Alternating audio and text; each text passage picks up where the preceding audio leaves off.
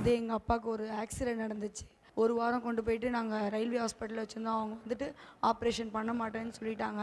கேட்டால் எங்கள் அப்பாவுக்கு கொஞ்சம் லிவர் வீக்காக இருக்குது, 95% அப்படி சொல்லிட்டாங்க. ஆனாலும் நாங்கள் ஜெபத்தில் உறுதியாக இருந்தோம். தேவன் வந்து ஒரு வாரம் கழித்து எங்கள் அம்மா கிட்டெல்லாம் வந்து கையெழுத்து வாங்கிட்டு அப்புறம் ஆப்ரேஷன் கூட்டிகிட்டு போயிட்டு டாக்டர் சொன்னாங்க, நாங்கள் பண்ணதில் இதுதான் சக்ஸஸ்ஃபுல்லாக பண்ணியிருக்கோம் அப்படின்னு சொல்லிட்டு எங்கள் அப்பாவுக்கு சுகத்தை கொடுத்த தேவனுக்கு நன்றி. Praise hallelujah. Praise Lord. என் பேர் ஜெயக்குமார். அண்ணன் மங்கள வார்த்தை மூலம் சொல்கிறாரு, வீடு வாசல பிள்ளைக்கு ஒரு புதிய வீட்டை இந்த ஆண்டில் தருவார் அப்படின்னு சொல்லியிருந்தாங்க. நான் அதுவரையும் வீட்டுக்காக ஜெபம் பண்ணவே இல்லை. 15க்கு 10 சின்ன ஷீட் போட்டு வீட்டில் தான் இருந்தேன். அப்புறம் அதிலேருந்து அந்த வார்த்தையை கொண்டு ஜெபிக்க ஆரம்பித்தேன். அதே போல் இந்த ஆண்டில் அந்த வீட்டை கட்டி எனக்கு கேட்டால் 5 நாள் இருக்கும்போது என்னுடைய அக்கா வீட்டுக்காரர் இறந்து போயிட்டார். 4 நாள் இருக்கும்போது என்னுடைய மாமனார் மறிச்சு போயிட்டார். ஆனால் இது நடக்குமா அப்படின்னு கூட ரொம்ப கஷ்டத்தில் இருந்தேன். ஆனாலும் அதுக்காக ஜெபம் பண்ணிட்டு இருந்தேன். கர்த்தர் என்னை ஆறுதல் படுத்தினார். அவர் வார்த்தை கொடுத்தார். இங்கே இன்விடேஷன் கொடுக்கும்போது சொன்னாச்சு, ஏசாயா 32:18 என் ஜனங்கள் சமாதான தாபனங்களையும் நிலையான வாசனங்களையும் குடியிருக்குன்னு சொன்னார். கர்த்தர் செய்த அதிசயங்கள் அற்புதத்துக்கு கொடான கொடி ஸ்தோத்திரம் இருக்கு. ஹல்லேலூயா.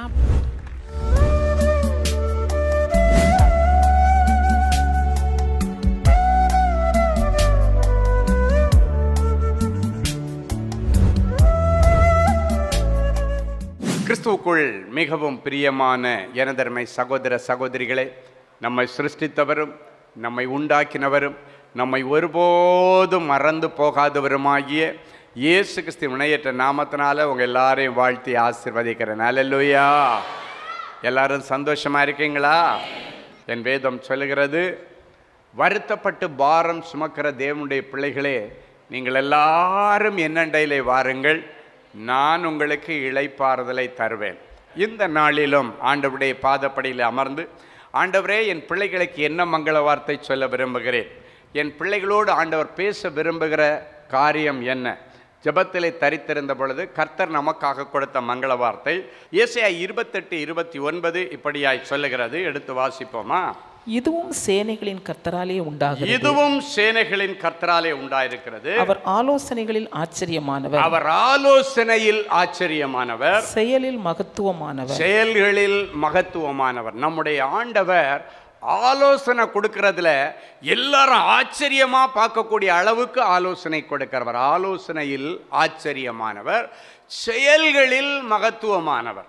அப்படின்னு அவர் ஆலோசனையை ஆச்சரியப்படக்கூடிய விதத்தில் கொடுக்கிறவர் மட்டுமல்ல, அதை செயல்படுத்துறதுல மகத்துவமாக இருப்பாராம். ஆலோசனை கொடுத்துட்டு அப்படியே விடமாட்டாரு. அந்த ஆலோசனையை செயல்படுத்தும் பொழுது அதில் தேவ ஜனங்கள் மகத்துவத்தை பார்ப்பார்கள். இதுதான் இந்த விஷயம். அப்போ நம்ம என்ன பண்ணணும்? ஒரு மனுஷன் ஒன்று ஆச்சரியமாக பார்க்கணுன்னா, ஆச்சரியமானவர்களுடைய வாழ்க்கையில் நடக்கணும்னா, ஆண்டவருடைய ஆச்சரியமான ஆலோசனைக்கு நம்மை ஒப்பு கொடுக்கணும். ஒரு காரியத்தை நீங்கள் செய்கிறதுக்கு முன்னால், ஆண்டவரே இந்த காரியத்தை நான் செய்யலாமா வேண்டாமா, இது எனக்கு தாங்குமா, இது எனக்கு சக்ஸஸ் ஆகுமா ஆகாதா, இங்கே நான் போகலாமா போக வேண்டாமா, நம்ம தேவ சமூகத்தில் ஆலோசனைகள் கேட்கும் பொழுது ஆண்டவருடைய ஆலோசனை ஒரு மனுஷனை ராஜாக்கள் மத்தியில் உட்கார வைக்கும். ஆண்டவருடைய ஆலோசனை ஒரு நாளும் ஒரு மனுஷனுக்கு இழப்பையோ வேதனையோ நஷ்டத்தையோ அவமானத்தையோ கொண்டு வராது. அது செயல்களை மகத்துவமாக்கி கொடுக்கிறது. செயல்களிலே மகத்துவமாக்கினவர் அவர் நம்முடைய ஆண்டவர். ஆலோசனையில் ஆச்சரியமானவர். அதன் பிறகு அந்த ஆலோசனைகளை செயல்படுத்தும் பொழுது அந்த செயல்களிலே அவர் மகத்துவமானவர். இன்னைக்கு அநேக ஜனங்கள் தன்னுடைய ஆலோசனையின்படி செய்து விழுந்து போயிட்டீங்க, கடனில் மாட்டியிருக்கிறீங்க, கண்ணீரோடு வந்திருக்கிறீங்க. நீங்கள் இந்த தொழில் செய்தால் நல்லா இருக்கும் அப்படின்னு நினச்சிட்டு இந்த தொழிலுக்கு போனீங்க, அது உங்களுக்கு கை கொடுக்கலை. ஏன்னா தேவ ஆலோசனை கேட்காம நீங்கள் தொடங்கின தொழில். இல்லைன்னாச்சுன்னா நான் இந்த இடத்துல இந்த வேலைக்கு போகலாம் அப்படின்ற மாதிரி நீங்கள் ஒரு ஃபீல்டை தேர்ந்தெடுத்து ஒரு இடத்துக்கு போகிறீங்க. ஆண்டவரிடத்தில், ஆண்டவரே இந்த ஃபீல்டை நான் போகலாமா வேண்டாமா நீங்கள் கேட்கல. அதன் நிமித்தம் அநேக நஷ்டங்களோடும் இழப்புகளோடும் எடுக்கிற முயற்சியெல்லாம் தோல்வி அடைகிற நிலைமையில் இருக்கிறீங்க. இன்னைக்கு கடந்தது எல்லாத்தையும் விட்டுருங்க. கடந்ததை நினைக்க வேண்டாம், நடந்ததை மறந்துடுங்க. கர்த்தர் புதிய காரியங்களை செய்ய போகிறார். இன்னைக்கு ஆண்டவர்கிட்ட கேட்கணும், ஆண்டவர் நேற்று வரைக்கும் என்னமோ தெரியாது, இன்னைக்கு பிறகு நான் எது செய்தாலும் உங்கள்கிட்ட நான் ஆலோசனை கேட்குறேன். ஆண்டவர் பிள்ளைய பள்ளிக்கூடத்துக்கு விடணும்னா, ஆண்டவரை இந்த பள்ளிக்கூடத்துக்கு விடலாமா, இந்த கோர்ஸ் செலக்ட் பண்ணலாமா, இந்த குரூப் எடுக்கலாமா, இந்த ஊருக்கு போனேன்னு என் பிள்ளை ஆசைப்படுறான் விடலாமா, இந்த தேசத்துக்கு போனேன்னு ஆசைப்படுறான் விடலாமா, அப்படின்னு தேவ பிள்ளைகள் ஒவ்வொருவரும் வருகிற நாட்களில் ரொம்ப கவனமாக தேவ ஆலோசனைக்கு ஒப்பு கொடுத்தீங்கன்னா அவர் செயல்களிலே மகத்துவமானவராய் வெளிப்படுவார். இப்போ நம்ம மினிஸ்ட்ரியில் ரொம்ப முக்கியமான ஒரு மினிஸ்ட்ரி உங்களுக்கு என்ன தெரியுமா? Counselling ministry. நம்ம ஆண்டவருக்கு நிறைய பெயர்கள் உண்டு. அதில் ஹீஸ் ஏ குட் கவுன்சிலர் அப்படின்னா நல்ல ஆலோசனை கர்த்தர். அன்றைக்கு ஏசாயா அவருக்கு நிறைய பெயர்களை கொடுத்தார். அதில் ஒன்று ஆலோசனை கர்த்தர்.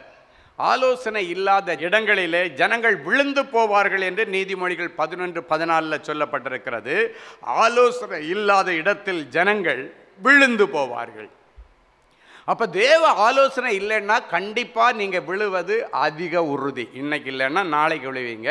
கொஞ்ச நாள்லேயே விழுந்துட்டீங்கன்னா அடி கொஞ்சமாக இருக்கும். கொஞ்சம் மேலே போயிட்டு விழுந்தீங்கன்னா கொஞ்சம் காயம் பர்ஸாக இருக்கும். ரொம்ப மேலே போயிட்டு விழுந்தீங்கன்னா தேரவே தேராது, அவ்வளோதான். என்னையா ஒரு நாள் விழுவீங்க. ஆலோசனை இல்லாத இடத்திலே ஜனங்கள் விழுந்து போவார்கள். இது வசனம். சிலர் சொல்லுவாங்க, நான் ரொம்ப கடனில் விழுந்துட்டேன், ரொம்ப பெரிய பாவத்தில் விழுந்துட்டேன். ஏன்னா தேவ ஆலோசனை கேட்கலன்னா கண்டிப்பாக நீங்கள் விழதான் செய்வீங்க, வேறு வழியே இல்லை. ஏன்னா வசனம் அதான் சொல்லுது. எனவே இன்னைக்கு தேவ ஆலோசனையின்படி இருந்தீங்கன்னா விழாதபடி தேவன் உங்களை தூக்கிட்டே மேலே போவார். அப்போ தான் உங்களுக்கு நிறைய மனுஷர் கண்களில் தயவு கிடைக்கும். நிறைய ஜனங்கள் உங்களுக்கு நிறைய பிஸ்னஸை கொடுப்பதற்கு ஏதுவாக இருக்கும். பரலோகம் உங்களுக்கு ஆதரவாக இருந்துச்சுன்னா உலக மனுஷன் எதிராக இருந்தாலே நீங்கள் கவலைப்பட வேண்டியதில்லை. அன்னைக்கு ஈசாக்குக்கு உலகத்தார் எல்லாம் எதிராக இருந்தாங்க, ஆனால் கர்த்தர் அவனுக்கு அனுகூலமாக இருந்தார். அதனால் பஞ்சகாலத்தில் 100 மடங்கு அறுவடை எடுத்து வர வர விருத்தி அடைந்து ஐஸ்வர்யவானாகி மகா பெரியவனான காரணம் என்ன தெரியுமா? கர்த்தருடைய ஆலோசனையை கேட்டான். ஆண்டவர் சொல்கிறாரு, அவங்க ஊரில் பெரிய பஞ்சம் வந்துட்டு, பஞ்சம் வந்த உடனே இவன் மாம்சீகமாக யோசிக்கிறான், ஆண்டவரே நான் எகிப்துக்கு போகலாமா அப்படின்னு யோசிக்கிறான். மனசில் யோசிச்சதான் செய்தான். ஆனால் ஆண்டவருடைய துணையோடு யோசிச்சுட்டு ஆண்டவரத்தில், ஆண்டவரே நான் எகிப்துக்கு போகலாமா? ஆண்டவர் அவனை பார்த்து சொல்கிறார், நீ எங்கேயும் போக வேண்டாம், நீ இங்கே இரு, இங்கே ஒன்று ஆசீர்வதிப்பேன். பஞ்சம் நீ இன்னொரு ஊருக்கு போயிட்டு அங்கே ஆசீர்வதிக்கப்படுகிறதுக்கு பேர் அற்புதம் இல்லை, அது நேச்சுரல். ஆனால் பஞ்சம் இருக்கிற இடத்துல நீ இங்கே இரு ஒன்று ஆசீர்வதிப்பேன்னு சொல்கிறதுலாம் மிரக்கிள். ஆண்டவர்கிட்ட ஆலோசனை கேட்டால் நீ போகணுமா? நான் போகணுமா? வேண்டாம், நீ இங்கே இரு, நான் பார்த்துக்கிறேன். நம்ம என்ன பண்ணுவோம்? ஐயோ இங்கே பஞ்சம், இதுக்கு மேலே கிடந்தால் நான் தேர மாட்டேன், செத்துருவேன், எனக்கு வேலை இல்லை, வருமானம் இல்லை, செத்துருவேன், உயிரை பிழைக்க ஓடுறேன்னா அங்கே போவோம். ஆனால் அங்கே போயிட்டு அடி மேலே அடி வாங்கிட்டு கடைசியாக புத்தி வந்ததுக்கப்புறம் திரும்பி வரும். ஆனால் அவன் ஆண்டவருடைய ஆலோசனைக்கு கீழ்ப்பட்டான். என்ன நடந்துச்சு தெரியுமா? அவன் எங்கெல்லாம் கிணறு தோன்றினானோ எல்லாம் சக்ஸஸ் ஆயிடுச்சு. அந்த தண்ணி இல்லாத அந்த நேரத்தில், மழை இல்லாத நேரத்தில் ஒரு சொட்டு தண்ணி உள்ள மண்ணுக்குள்ளால இல்லை. ஆனால் அந்த நேரத்தில் ஆண்டவர் உள்ளுக்குள்ள தண்ணீர் தடாகங்களை அவனுக்காக வைத்தார். தண்ணீர் தடாகங்களை வைத்தார். என் அன்பு தேவனுடைய பிள்ளைகளே, இப்போ பார்த்தீங்கன்னா சில இடங்களில் சொல்லுவாங்க, நான் 150 அடி போட்டேன் போரு தண்ணி வரல, 450 அடி போட்டேன் தண்ணி வரல, நான் 500 அடி இறக்குனேன் தண்ணி வரல. ஆனால் நீ ஜெபம் பண்ணிட்டு ஒரு காரியத்தை செய், 10 அடியில் 20 அடியில் தண்ணி தானாக கொட்டும். நம்ம ப்ரேயர் டவர் இவ்வளோ பெரிய 5 மாடி கட்டினோம், ஒரு லோடு தண்ணி கூட நம்ம வெளியே எடுக்கலை, ஒரு லோடு கூட வெளியே இருந்து வாங்கவே இல்லை. அப்போ பிரதர் என்ன 500 அடி போர் போட்டிருப்பீங்களா? 500 அடியும் போடலை, 50 அடியும் போடலை. ரெஜிஸ்ட்ரேஷன் முடித்து காம்பவுண்டு போட்டாச்சு. வேலை தொடங்க முன்னாடி அவர் சொல்கிறார், அண்ணே ஒரு கிணறு தோண்டிடுவோண்ணே. சரின்னு வந்தார். ஒரு இடத்துல நின்று ஜெபம் பண்ணோம், மார்க் பண்ணார். அப்படியே ஒரு கிணறு 10 அடியில் அடி பிச்சுக்கிட்டு வருது தண்ணி. ஒரு உப்பும் கிடையாது, ஒரு இரும்பு ஸ்மெல் கிடையாது, ஒன்றுமே கிடையாது. 10 அடி தான். 20 அடிக்கு மேலே அவங்களால தோண்டவே முடியலை, இறக்கவும் முடியாது. ஏன்னா அவ்வளோ ஊற்றிக்கிட்டே இருக்குது. இன்னும் எவ்வளோ ஜனங்கள் டெய்லி வர்றாங்க, ஒரு லோடு தண்ணி வெளியேருந்து எடுக்கலை. ஏன் தெரியுமா? தண்ணீர் தடாகங்களை உண்டு பண்ணுகிறவர். அதில் தேவ ஆலோசனை முக்கியம்.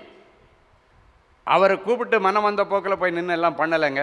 எங்களை கூப்பிட்டாரு. பழைய ப்ரேயர் டவர்லேருந்து எல்லாரும் வந்தோம். இடத்துல ப்ரேயர் டவருக்கு ஆசீர்வாதமாக ஒரு கிணறு தோண்ட போகிறோம். அந்த ஆலோசனை அவர் பாட்டுக்கு ஒரு இடத்த மார்க் பண்ணிட்டு எல்லாம் செய்யலை. ஆலோசனை கேட்குறாரு. அண்ணனை கூப்பிடுவோம், அண்ணன் ஜெபம் பண்ணோம், ஆண்டோடைய ஆலோசனை வேணும். நின்ன ஒரு இடத்துல அதே இடத்துல மார்க் பண்ணோம், ஆண்டவர் அன்னைக்கு அழகாக கொடுத்தான். ஆலோசனை ரொம்ப முக்கியம். ஆனால் ஈசாக்கின் காலங்களில் அப்படி தான் நடந்ததுங்க. அவன் தோண்ட தோண்ட தண்ணி வந்துக்கிட்டே இருக்கு. எல்லாரும் ஆச்சரியப்பட, நம்ம தோன்றணும் தண்ணி கிடைக்கல, இவன் மட்டும் தோண்டினா தண்ணி கிடைக்க. ஏன்னா தேவ ஆலோசனை. தேவ ஆலோசனை இருந்ததுன்னா நீ தொட்டதெல்லாம் பொன்னாகும். தயவு செய்து இன்னைக்கு பிறகாவது ஒவ்வொரு காரியத்திலும் ஆண்டவருடைய ஆலோசனையை கேளுங்க. தயவு செய்து, ஆண்டவரே இந்த காரியத்தை செய்யலாமா, இந்த இடத்துல நான் பொண்ணு எடுக்கலாமா, இந்த குடும்பத்தில் பொண்ணு எடுக்கலாமா, இந்த குடும்பத்தில் பொண்ணு கொடுக்கலாமா, இந்த இடத்துல நான் தொழில் செய்யலாமா, ஆண்டவரே என் பிள்ளை இந்த ஊருக்கு படிக்க அனுப்பலாமா, என் பிள்ளைக்கு இந்த குரூப் சரியாக இருக்குமா, ஆண்டவரிடத்தில் கேளுங்க. ஆண்டவரிடத்தில் கேட்டிங்கன்னா உலகமே எதிர்த்து நின்னாலும் ஆண்டவர் உங்களுக்கு ஆதரவாக இருப்பார். ஹல்லேலூயா. இன்னொரு இடத்துல பார்த்தீங்கன்னா தேவ ஆலோசனை நீங்கள் பார்த்தீங்கன்னா 3 விதமான ஜனங்கள் அன்னைக்கு யார் யார் வர்றாங்க. யூத ஜனங்களுக்கு விரோதமாக யோசபாத்தின் காலத்தில் 3 ராஜாக்கள் ஒரே டைமில் யுத்தம் பண்ண யூத ஜனங்களுக்கு முன்னால் வர்றாங்க. அப்போ இவன் போய் ஆண்டவரிடத்தில் ஆலோசனை கேட்டான் ராஜா. அந்த ராஜாவுக்கு பேர் என்ன? யோசபாத் ராஜா. அவனுக்கு யுத்தம் பண்ண நெருங்கி வந்தாச்சுங்க. அடிக்க போகிறானுங்க. அடிக்க போகிற நேரத்தில் இவன் ஆலோசனை கேட்க ஜனங்கள் எல்லாரையும், நீங்கள் எல்லாம் சர்ச்சில் வாங்க, எல்லாம் வாங்க, நம்ம கூடுவோம், ஆலோசனை கேட்போம். பைபிள் அழகாக வசனம் சொல்லுகிறது, அவன் ஜனத்தோட ஆலோசனை பண்ணி பரிசுத்தமுள்ள மகத்துவமும் துதிக்கப்படத்தக்கவருமாகிய ஆண்டவரை துதிக்கிற அந்த பாடகர் குழுவை முன்னால் போடுறான். இப்போ அவங்க எல்லாரும், அந்த எதிரிகள் எல்லாம், போர் வீரர்கள் எல்லாம் வந்தாச்சு, எல்லாரும் வந்து முற்றுகை போட்டாச்சு. அப்போ கூட இவன் சலிக்காமல் முதல்ல அவங்கள பிளாக் பண்ணிட்டு பார்ப்பேன்னு போகாம நேரம் எல்லாம் சர்ச்சுக்கு வாங்கன்னு கூப்பிட்டாங்க. எல்லாரும் சேர்ந்து ஆண்டவரை துதித்து ஆண்டவரிடத்தில் ஆலோசனை கேட்குறாங்க. ஆண்டவருடைய ஆலோசனையின்படி வேதம் சொல்லுகிறது, அவன் ஜனத்தாரோடு இணைந்து ஆண்டவரிடத்தில் ஆலோசனை பண்ணி. பொதுவாக என்ன பண்ணுவாங்க, யுத்தத்துக்கு ஒருத்தங்க எதிர்த்து வர்றாங்கன்னா நம்ம என்ன பண்ணுவோம், மனுஷ ஆலோசனை என்ன பண்ணும், நல்ல ஸ்ட்ராங்காக நல்ல யுத்தத்தில் பயிற்றுவிக்கப்பட்டு நல்ல ஃபஸ்ட்டு நல்ல டாப்பாக யுத்தம் பண்ணுறவங்க, யுக்தி நிறைந்த புத்தி நிறைந்த அந்த யுத்தத்தில் பலசாலிகளை முன்னால் நிறுத்துன்னு சொல்லுவோம். இதுதான் மனுஷ ஆலோசனை. ஆனால் அன்னைக்கு அப்படி நிறுத்தியிருந்தாங்கன்னா அவங்க ஃபெயில் ஆகிருப்பாங்க, அவங்க தோற்று போயிருப்பாங்க. இப்போ ஆண்டவர் என்ன சொல்கிறாரு, யோசபாத்தை பார்த்து உன் சர்ச்சில் உள்ள பாடகர் குழுவை முன்னால் அனுப்புப்பான்றார். அவங்களுக்கு அடிக்க தெரியுமாங்க, பிளாக் பண்ண தெரியுமா, கத்தி சண்டை தெரியுமா, வில் சண்டை தெரியுமா? அவங்களுக்கு எதுவுமே தெரியாது, ஆயுதமே அவங்களுக்கு கிடையாது. ஆனால் அவர்களிடத்தில் ஒரே ஒரு ஆயுதம் உண்டு, துதியின் ஆயுதம். அவர் சொல்கிறார், ஆண்டவர் ஆலோசனை கொடுத்ததின்படி இவன் என்ன பண்ணுறான், அவங்க அங்கேருந்து மும்மரமாக விரட்டிட்டு அடிக்க வர்றாங்க. பாடகர் குழு முன்னால் போய் பாடலை, அதுக்கு பின்னால் தான் யுத்த வீரர்கள் போகிறாங்க. இதுதான் தேவனுடைய ஆலோசனை. அப்போ இவங்க பாடி துதி செய்ய தொடங்கின பொழுது அவனை நக்கல் பண்ணுற மாதிரி தானே இருக்கும். எதிர்க்க இப்போ 3 விதமான ராஜாக்கள் சேர்ந்து ஒன்றா கூடி அவங்க ஜனங்களோட யுத்தம் பண்ண வரும் பொழுது இவன் பயப்படாமல் யுத்த வீரர்களை அனுப்பாமல் சின்ன பிள்ளைங்க பாடுற பிள்ளைங்களை முன்னால் விட்டு பாட்டு பாட வச்சா அவன் என்ன நினைப்பான், அடப்பாவிங்களா, என்னடா இந்த பிள்ளைகளை விட்டு நம்மளை நக்கல் பண்ணுறானுங்க போல இருக்குன்னு தான் அவனு யோசித்திருப்பானுங்க. ஹல்லேலூயா. என் அன்பு தேவனுடைய பிள்ளைகளை வேதம் சொல்லுகிறது, அவர்கள் பாடி துதி செய்ய தொடங்கின பொழுது அவங்களே ஒருத்தருக்கு ஒருத்தர் வெட்டி கிடிச்சத்து விழுந்துட்டானு. நம்ம ஆளுங்க கத்தியும் தூக்கலை, ஈட்டியும் தூக்கலை, எந்த விதமான சண்டைக்கும் போகலை, ஒன்றும் இல்லை. அவனுக்கு 3 விதமான ராஜாக்கள் ஒன்றா சேர்ந்து ஒன்றா கூடி இவங்களுக்கு விரோதமாக இருந்தாங்க. இப்போ அவங்களுக்குள்ளால் ஒருத்தருக்கு ஒருத்தர் விரோதமாகி வெட்டிக்கிட்டு அவங்கள் தங்களுக்குள் வெட்டுண்டார்கள், வெட்டுண்டு விழுந்தார்கள் என்று அப்படின்னு பைபிளில் போட்டிருக்கு. 2 நாளாகமம் 20ஆம் அதிகாரம் 21, 22 வசனத்தை பார்த்தீங்கன்னா, அம்மோன் புத்திரரும் மோவாபியரும் சேயீர் மலை தேசத்தார், இவங்க 3 பேர். அம்மோன் புத்திரர்னா ரொம்ப பயங்கரமான கொடூரமானவர்கள். அது மட்டும் இல்லை, அம்மோன் புத்திரர் மோவாபியர்கள். மோவாபியர்கள்னால் ரொம்ப அருவருப்பான ஒரு சந்ததி. அவன் மனசாட்சிக்கே பயப்பட மாட்டான். அந்த மோவாபியர் அப்படின்னாச்சுன்னா அப்பா பிள்ளை உறவில் பிள்ளை பத்துக்கிட்டவங்க, அப்படிப்பட்ட ஒரு அருவருப்பான சந்ததி. அந்த குரூப் இருக்குது. இதுக்கு மேலே சேயீர் மலை தேசத்தார் அப்படின்னாச்சுன்னா மலைவாசிகள்னு நம்ம சொல்லுவோம் இல்லை, சேயீர் மலை தேசத்தார். மலைவாசி காட்டுவாசிக்கு முன்னால் எவனாவது நிற்க முடியுமாங்க? அவனுக்கு 6 அறிவு இருக்கான்னு சந்தேகம், 5 அறிவு தான் இருக்கும். யாரை வெட்டுறேன், யாரை கொல்றேன், என்ன பண்ணுறோம் ஒன்றும் தெரியாது, முரடுனுங்க. சேயீர் மலை தேசத்தார். இத்தனை குரூப்பை சேர்ந்து வருது. எங்கள் ஆண்டவருடைய ஆலோசனை என்ன தெரியுமா, நீ இந்த பாடகர் குரூப்பை நீ கொஞ்சம் முன்னால் அனுப்புப்பா. அந்த பாடகர் குரூப் முன்னால் போய் பாடி துதி செய்ய தொடங்கின பொழுது வேதம் சொல்லுகிறது, ஒருவருக்கு விரோதமாய் ஒருவரை கர்த்தர் எழும்ப பண்ணினதினால் அவர்கள் வெட்டுண்டு விழுந்தார்கள். அப்படின்னா தேவ ஆலோசனை கேட்டு நீ போகும் பொழுது அந்த காரியத்தை எப்படி ஹேண்டில் பண்ணணுன்றதை ஆண்டவர் தீர்மானிப்பார். அந்த எதிரியை எப்படி ஃபேஸ் பண்ணன்றதை ஆண்டவர் தீர்மானிப்பார். இன்னைக்கு தேவ பிள்ளைகளாகிய நீங்கள் உங்கள் வாழ்க்கையில் ஆண்டவருடைய ஆலோசனை கேட்காம நான் எந்த ஒரு காரியத்தை செய்ய மாட்டேன், இன்னைக்கு நீங்கள் தீர்மானம் எடுக்கணும். அந்த தீர்மானத்தில் நீங்கள் உறுதியாக இருந்தீங்கன்னா கர்த்தர் கட்டாயம் உங்களை ராஜாக்களோடும் பிரபுக்களோடும் உட்கார வைப்பார். ஆமேன். போன மாதம் அன்பரின் பாத்தில் ஒரு ஃபேமிலி வந்தாங்க. அப்போ அவங்க வந்து சொன்ன காரியம் என்னென்னா, அவங்க மகன் ஒரு வாட்டி அப்பாயின்மெண்ட் வாங்கிட்டு சில வருஷங்களுக்கு முன்பாக, கொரோனாக்கெல்லாம் முன்னாடி, ஒரு கொரோனாவுக்கு கொஞ்சம் ஒரு 6 மாதத்துக்கு முன்னாடின்னு ஏதோ சொன்ன மாதிரி ஞாபகம் இருக்குது, வந்து அவன் ஒரு தொழில் தொடங்கலான்னு நினைக்கிறான். ஐயா அவனுக்கு ப்ளஸ் பண்ணி விடுங்க, தொழில் செய்ய ப்ளஸ் பண்ணி விடுங்க. தொழில் செய்யலாமான்னு ஆலோசனை கேட்க வரல, அவர் தொழில் தொடங்கலான்ட்டு இருக்கிறான். அவங்க அப்பா அம்மா அந்த பையன் 3 பேர் வராங்க. அவனை ப்ளஸ் பண்ணி விடுங்க அப்படின்னு சொன்னாங்க. அப்போ நான் ப்ளஸ் பண்ணுறதுக்காக கண்ணை மூடித்த ஜெபிக்கும்போது ஆண்டவர் சொன்னார், அவன் இப்போ தொழில் செய்கிறது தேவனுடைய திட்டம் இல்லை, அவனை ஒரு நாள் நான் தொழில் செய்ய வைப்பேன். ஆண்டவர் சொன்னேன், இங்கிலீஷ் வார்த்தை கூட எனக்கு ஞாபகம் இருக்குது, this is not the right time for start any business. எந்த பிஸ்னஸும் இப்போ தொடங்காத. இந்த வார்த்தையை ஆண்டவர் சொன்னார். இந்த நேரம் நீ எதையும் தொடங்காத, நீ வேலை செய்கிற மாதிரி நீ வேலையை செய்துட்டு நான் சொல்லுவேன், அப்போ பார்த்துக்கலான்னு சொல்லி விட்டார். ஆனால் நம்ம மக்கள் என்ன பண்ணுவாங்கன்னா, எல்லாம் பண்ணி கடை எடுத்து எல்லாம் ரெடி பண்ணி வச்சுட்டு தான் வருவாங்க. ஏன்னா இவங்க நினைக்கிறதுக்கு ஆண்டவர் ஸ்டாம்ப் பண்ணணும், சீல் பண்ணணும், அவ்வளோதான் பண்ணு அப்படின்றதுக்கு பண்ணணும். அப்போ நான் இந்த காரியத்தை சொல்லிட்டேன். இப்போ ஆண்டவர் ஸ்டார்ட் பண்ண வேண்டாம்னு சொல்கிறாரு, கொஞ்ச நாள் நீங்கள் வேலைக்கே போங்க அப்படின்னு சொல்கிறாரு அப்படின்னு. இதையும் தாண்டி வெளியே போனோன்னா அவங்க அப்பா பிள்ளைக்கும் சண்டை. நான் அப்போவே சொன்னேன், இதுக்கு தான் அங்கெல்லாம் போக வேண்டாம்னு சொன்னேன். இப்போ உங்களுக்கு குழப்பம் வந்துட்டா அவர்கிட்ட கொண்டு போய் குழப்பி விட்டார் அவங்க, அவ்வளோதான் முடிஞ்சு போச்சுன்னு அப்பா அம்மாட்ட சண்டை போட ஆரம்பிச்சிட்டான். அப்படின்னு அவனுக்கு வர்றதுக்கு இஷ்டம் இல்லை. நம்ம வியாபாரம் பண்ணுறோம், நம்ம இது பண்ணோம், இப்போ போக வேண்டாம் அங்கிட்டு சொல்லி அவங்க அப்பா அம்மா கம்பல் பண்ணி கூப்பிட்டு வந்தாங்க. அவன் வியாபாரம் தொடங்கி 4 மாதம் 5 மாதத்தில் கொரோனா வந்தது, எல்லாம் போய் 1.5 கோடி என்னமோ பேங்கில் கடனே வாங்கியிருக்கான் அந்த பிஸ்னஸுக்கு லோன். இவங்க எல்லா ப்ராப்பர்ட்டி டாக்குமெண்ட் எல்லாம் உள்ளே இருந்திருக்கு, எனக்கு ஒன்றுமே தெரியாது.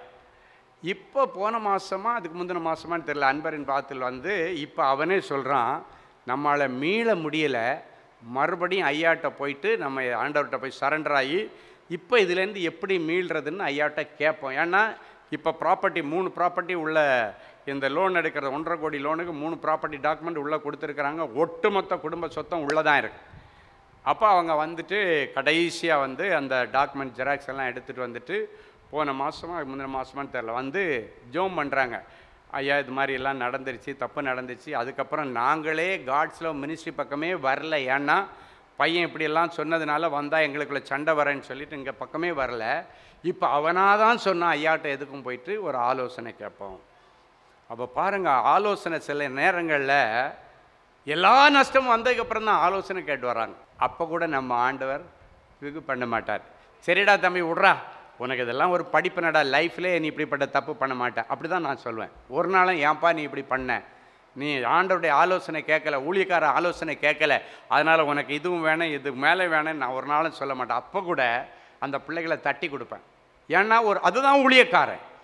நீ ஏன் இப்படி பண்ண, நான் சொன்னதை கேட்காம, நான் சொன்னதில்லை, பைபிள் சொல்லுது ஏசாயா 44:26 நான் என் ஊழியக்காரரின் வார்த்தையை நிலைப்படுத்தி என் ஸ்தானாதிபதிகளின் ஆலோசனையை நிறைவேற்றி குடியேறுவாய் என்று எருசலேமுக்கும் கட்டப்படுவீர்கள் என்று யூதாவின் பட்டணங்களுக்கும் சொல்லி அவைகளின் பாழான ஸ்தலங்களை எடுப்பித்து கட்டுவேன். என் ஊழியக்காரன் மூலமாக சொல்லுகிற ஆலோசனையை நிறைவேற்றுவேன் என்று ஆண்டவர் சொல்லியிருக்கிறார்.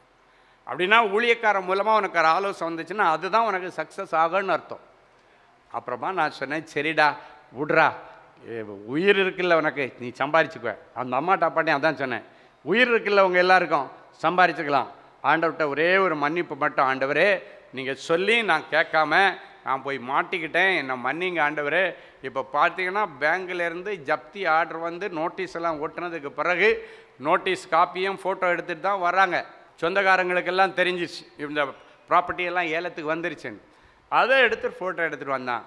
ஆண்டவர்கிட்ட ஒரு சின்ன ஜெபம் பண்ண, ஆண்டவரே நீர் மன்னிக்கிற தெய்வம், என் பிள்ளைகளை மன்னிச்சிருங்கப்பா, தெரியாமல் பண்ணிட்டாங்க. ஏதோ சின்ன பையன், இப்படி தான் நான் கேட்பேங்க ஜபிக்கும்போது, சின்ன பையன் உற்சாகத்தில் பண்ணிட்டாண்டவரே, அவனுக்கு என்ன அவ்வளோ ஒன்றும் முதிர்ச்சி இல்லை, வாலிப பிள்ளை, உற்சாகத்தில் நான் பண்ணிடுவேன்ற தைரியத்தில் பண்ணிட்டான்.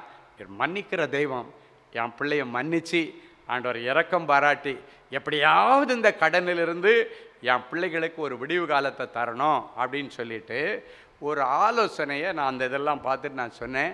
அதில் ஒரு ப்ராப்பர்ட்டி, மெயின் ப்ராப்பர்ட்டி நான் சொன்னேன், இந்த ப்ராப்பர்ட்டியை விற்று, அது வீடு இல்லை, எத்தனை ஏக்கர் ஒரு லேண்ட் அவங்களது, நான் சொன்னேன் இந்த ஒரு ப்ராப்பர்ட்டியை விற்றாலே உங்கள் கடன் அடைஞ்சிரும், அவன் எடுத்தாச்சுன்னா எல்லாம் போயிடும். இந்த ஒரு ப்ராப்பர்ட்டியை விற்று கடனை அடைச்சி மீந்ததை கொண்டு இனி நிம்மதியாக வாழுங்க அப்படின்னு ஆண்டவர் ஒரு ஆலோசனை கொடுத்தார். ஹல்லேலூயா. என் அன்பு தேவனுடைய பிள்ளைகளை சில நேரம் அப்போ அதுக்கப்புறம் தான் அவங்க யோசிக்க, அவங்களுக்கு அது வரைக்கும் அந்த டிப்ரெஷன் எந்த லெவலில் ஆயிடுச்சுன்னா, இதில் ஒன்றை நம்ம விற்றுரு கடனை அடைச்சிட்டு மீதி எடுத்துக்கலான்னு கூட இல்லாமல் மூணுமே போச்சுன்ற எண்ணம் தான் அவங்களுக்குள்ள இருக்கு. அதான் குழப்பம். குழப்பம் இருக்கும் பொழுது தெளிவாக தீர்மானம் எடுக்க முடியலை. நான் சொன்னதுக்கப்புறம் தான் ஆமாம், இல்லை இது ஒரு வழி இருக்குல்ல. நான் அப்போ கேட்டேன், இதுக்கு எவ்வளோ வேல்யூ, இதுக்கு எவ்வளோ வேல்யூ எல்லாம் கேட்கும்போது அவங்க சொல்கிறாங்க, அப்போ அதில் ஒன்று மட்டும் இருந்துச்சுன்னா லோன் எல்லாம் அடைச்சி கிளியர் பண்ணி எல்லாம் எடுத்துடலாம், நீங்கள் இதை மட்டும் நீங்கள் சேல் பண்ணி கடனை அடைச்சி மீந்ததை வச்சு நீங்கள் அப்படி எல்லாத்தையும் பேலன்ஸ் பண்ணிடுங்க. அதுக்கப்புறம் தான் அவங்களுக்கு தெளிவர் ஆலோசனை கர்த்தர். என் அன்பு தேவனுடைய பிள்ளைகளை இன்றைக்கி ஆண்டவர் சொல்கிறாரு, எந்த காரியம் செய்தாலும் சரி ஆண்டவரிடத்தில் ஆலோசனை கேட்ட, ஆண்டவரே இந்த தண்டை நான் பின்தொடரலாமா, இதை பிடிப்பேனா, இது எனக்கு கிடைக்குமா, ஆண்டவர்கிட்ட கேளுங்க, நீ போ அதை நான் தருவேன்னு சொன்னால் நீங்கள் தாராளமாக போங்க, கர்த்தர் அதில் உங்களுக்கு ஜெயத்தை தருவார். ஹல்லேலூயா. கடந்ததை நினைக்கவும் வேண்டாம், பூர்வமானதை சிந்திக்கவும் வேண்டாம், இதோ புதிய காரியத்தை நான் உங்களுக்கு செய்கிறேன், அது இப்பொழுதே தோன்றும் என்கிற ஆண்டவருடைய வார்த்தைக்காய் உமக்கு நன்றி. வீடு கட்டுகிறவர்கள் ஆகாது என்று ஒதுக்கி தள்ளின கல்லே மூளைக்கு தலைக்கல்லாயிற்று என்று சொன்னீரே, அது கர்த்தராலே தலைக்கல்லாய் மாற்றப்பட்டது என்று சொன்னீரே, அது நம்முடைய கண்களுக்கு ஆச்சரியமாயிற்று என்று சொன்னீரே. இந்த வசனத்தின்படி, இந்த மங்கள வார்த்தையின்படி இங்க இருக்கிற அநேக பிள்ளைகள் வேலை செய்கிற இடத்துல எல்லாராலும் ஒதுக்கப்பட்ட நிலைமையில, வியாபாரம் செய்கிற இடத்துல எல்லாரும் ஓரங்கட்டப்பட்ட நிலைமையில, ஊழியம் செய்கிற இடத்துல எல்லாராலும் ஒதுக்கப்பட்ட நிலைமையில, குடும்பத்தில் ஆகாதுன்னு தள்ளி வைக்கப்பட்ட நிலைமையில என் பிள்ளைங்க வந்திருக்கலாம்ப்பா. அந்த பிள்ளைகளை கர்த்தர் கண்ணோக்கி பார்த்து அதே குடும்பத்தில் எப்படி எப்தாவை மூளைக்கல்லாய் தூக்கி நிறுத்தினீரோ, தலைக்கு மூளைக்கல்லாய் நிறுத்தினீரோ, ஆண்டவரே என் பிள்ளைகளுக்கும் அப்படிப்பட்ட ஒரு விசேஷித்த கிருபையை நீர் தாரும். எப்தாவுக்கு ஆதரவு கொடுத்த தேவனே, மனுஷர்கள் எல்லாம் எதிர்த்து நிற்கும் பொழுது, குடும்பத்தாரெல்லாம் அவனை தூக்கி வீசும் பொழுது, நான் இருக்கிற மகனேன்னு சொல்லி அவனை உம்முடைய வசமாய் சேர்த்து கொண்டு அவனை ஒரு மனுஷனாக்கி ஆளாக்கி ஒதுக்கின அந்த ஜனங்களுக்கு முன்பாக பெயரோடு புகழோடு நிறுத்தினீங்களே ஆண்டவரே, அதே ஆண்டவர் இன்றைக்கு உயிரோடு இருக்கிறேன். அதே நிலைமையில் இங்க அநேக பிள்ளைகள் கண்ணீரோடு இருக்கிறாங்க. அவர்களை கர்த்தர் இன்றைக்கு உம்முடைய மார்பிலே சேர்த்து கொண்டு, உன்னை நான் உருவாக்குவோம் மகனே, உன்னை நான் பெரிய ஜாதி ஆக்குவேன், உன்னை சாதனையாளரா மாற்றுவேன் சொல்லி ஆண்டவரே எப்தாவுக்கு ஆதரவு கொடுத்த ஆண்டவர் என் பிள்ளைகளுக்கும் ஆதரவை கொடுத்து, எந்த குடும்பத்தார் ஒதுக்கினார்களோ அதே குடும்பத்தார் மத்தியில் என் பிள்ளைகளுடைய பெயரை நீர் பெருமைப்படுத்த, ஆச்சரியமான ஆலோசனைகளை கொடுக்கிற தெய்வமே, தன்னுடைய ஆலோசனையில விழுந்து போய் நஷ்டத்திலும் அவமானத்திலும் கடல்ல சிக்கி இருக்கிற பிள்ளைகளை ஒரு விஷயம் கண்ணோக்கி பாருங்க ஆண்டவர். நேற்றைக்கு வரைக்கும் ஒருவேளை உங்க சொல் பேச்சு கேட்காம இருந்திருக்கலாம், பெற்றோருடைய பேச்சு கேட்காம இருந்திருக்கலாம், அதனால இன்னைக்கு எல்லாவற்றையும் இழந்து தெருவில் நிற்கிற நிலைமையில என் பிள்ளைங்க இருக்கலாம்ப்பா. இன்றைக்கு என் பிள்ளைகளை நீர் மன்னியும். என் பிள்ளைகளுக்கு இன்றைக்கு பிறகு நீர் நல்ல ஆலோசனை கர்த்தராயிரும். இவர்கள் செய்ய வேண்டிய காரியங்களை இவர்களுக்கு நீர் சொல்லிக் கொடு ஆண்டவர். உன்மேல் என் கண்ணை வைத்து உனக்கு ஆலோசனை சொல்லுவேன். உனக்கு பிரயோஜனமாயிருக்கிறதை நான் உனக்கு போதித்து நீ நடக்க வேண்டிய வழியிலே உன்னை நடத்துகிற உன் தேவனாகிய கர்த்தர் நானே என்று சொன்னீரே. என் பிள்ளைகளுக்கு நீர் நல்ல ஆலோசனை கர்த்தராயிருந்து உடைய வியாபாரத்தை நடத்த உதவி செய்யுங்க. என் பிள்ளைகளுடைய வேலைக்கு கர்த்தர் உதவி செய்யுங்க. என் பிள்ளைகளுக்கு புதிய வாய்ப்புகள் கிடைக்கட்டும். நல்ல அரசாங்க வேலைகள் பிள்ளைகளுக்கு கிடைக்கட்டும். ஆண்டவரே, நஷ்டமடைந்த தொழில் லாபமாய் மாறுவதாக. ஊழியத்தில் இருக்கிற எல்லா தடைகளும் கட்டுகளும் உடைக்கப்படுவதாக. என் பிள்ளைகளை நீர் நினைத்தருளும் சுவாமி, நினைத்தருளும். இயேசுவின் மூலம் பிதாவே, ஆமேன், ஆமேன்.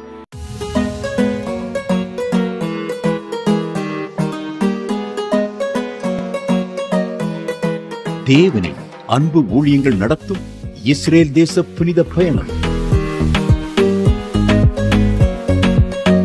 அன்பானவர்களே, ஆண்டவராகிய இயேசு கிறிஸ்து பிறந்து வளர்ந்து ஊழியம் செய்து மரித்து அடக்கம் பண்ணப்பட்டு உயிரோடு எழுந்த புனித ஸ்தலங்களை கண்டு மகிழ இதோ ஓர் அரிய வாய்ப்பு.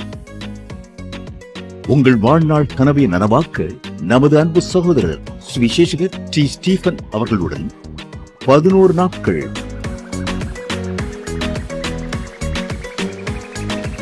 எகிப்து,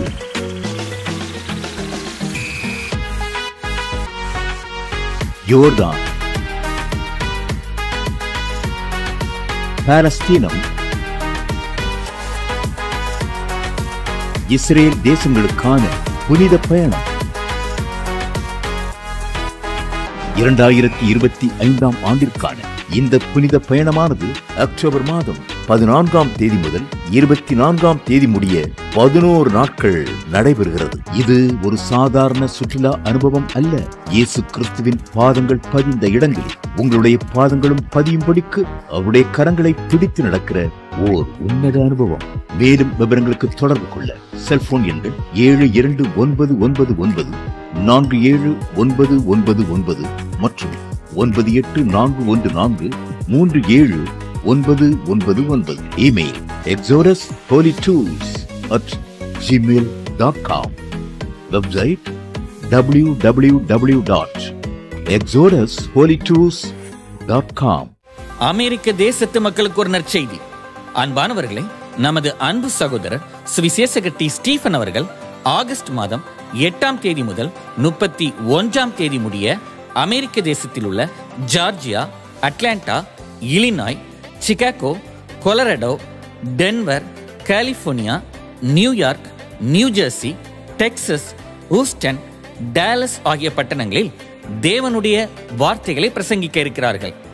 சகோதரரை நேரில் சந்தித்து ஜெபித்து தேவ ஆலோசனை பெற விரும்புகிறவர்கள் தொடர்பு கொள்ள வேண்டிய தொலைபேசி எண்கள் சகோதரர் ஃபெலிக்ஸ் ஜார்ஜ் +1 973 454 9686 மற்றும் தேவனின் அன்பு ஊழியங்கள் 9841 44699.